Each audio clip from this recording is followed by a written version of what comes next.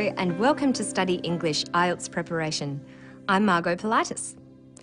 There are two IELTS tests, the academic test and the general training test. Today we're going to look at the reading module of the general training test. The main difference between the general test and the academic test is that the texts you have to read are more practical and related to everyday life. The general reading test is divided into three sections. Section 1 has up to 3 short texts that you are likely to come across, such as entertainment brochures, bus timetables, accommodation lists, and instructions. Section 2 has 2 passages that are work-related. For example, job descriptions and instructions for using facilities at work.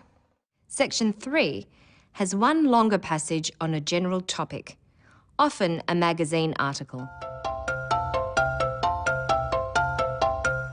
Let's have a closer look at a typical short text that you would be asked about in Section 1. The questions you may be asked about a page like this only need short answers. For example, on what page is the article about childhood obesity? You scan the page to find a title that mentions childhood obesity or means the same, and find the answer. Are children getting fatter? Page 12. It helps to be familiar with the way these texts are laid out. You need to practice scanning these types of texts to find the information that relates to the question. Scanning means looking for key words. In the next section, Section 2, you will be asked about a work-related text that is a bit more complex, such as this job advertisement. It is important to know that information in job ads is presented in a particular way. Being aware of the layout will help you locate answers more quickly. Because the texts in Section 2 are longer, it is useful to preview them. Let's reduce the ad to its headings. We have City of Greenfield, Position Description, Responsibilities, Key Selection Criteria, and Qualifications.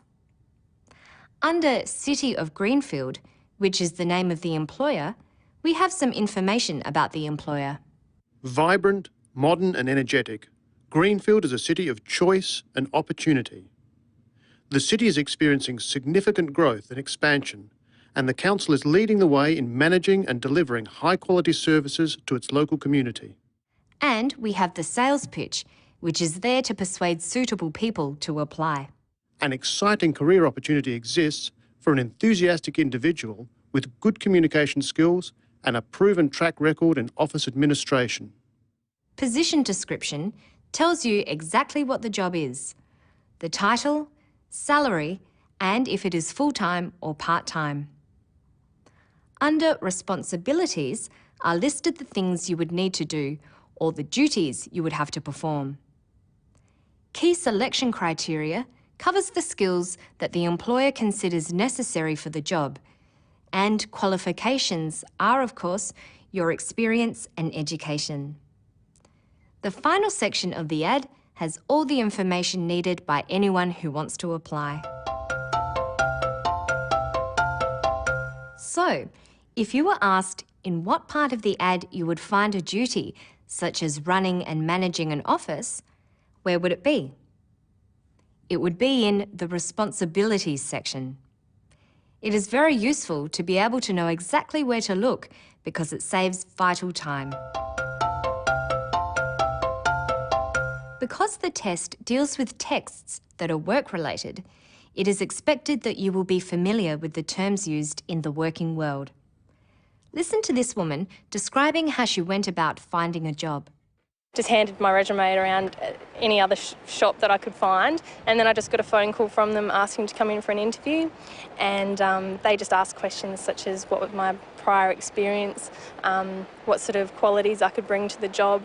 She uses a number of job words. To find work, she said she handed her resume around. A resume is a summary of your work experience and education. It's a document that tells an employer all they need to know about you. A resume is usually written out as a list with headings. A more formal term for this list is the Latin term curriculum vitae, which often gets shortened to CV in speech and writing. Now, what sort of experience was she asked about? And then I just got a phone call from them asking to come in for an interview, and they just asked questions such as what was my prior experience, what sort of qualities I could bring to the job. An interview is a formal discussion with the employer where they try to find out who is the best person for the job. She was asked about her prior experience, which means the work she's done before. In the next clip, what word is used to mean job? I've been working for Telstra virtually since I left school, so it's 37 years ago now. But in various forms I went through and did a lot of technical training, and then with the change in the workforce and changing technology, they didn't require the physical work to be done anymore, so I eventually went to a couple of different positions and then finally finished up transferring to the area I'm in now. He talks about having a couple of different positions. Position is another word for job. He could also have said role. Position, job, and role are words that refer to the specific thing that you do. More general terms are occupation, profession, and trade. What's the profession of the man in the next clip? A normal day at my job's during the night, actually. I work night shift and I'm a nurse, an enrolled nurse at a war veterans home, and I work in the hostel section of it. I look after 70 residents. He's a nurse, so his profession is nursing. A profession is a job that requires formal learning, such as teaching.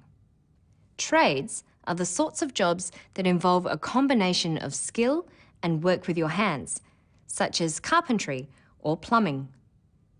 The general term for all types of job is occupation. There is one other general term worth knowing. Listen out for it in this clip. Turning professional, I guess at my age of 19, is different. It's really cool, I guess. You know, lots of my school friends are still at uni and, you know, just still working on building their career, I guess. Career. Career refers to the work you do over a lifetime or to the work you do in a particular area. You will hear people talk about someone's sporting career or artistic career.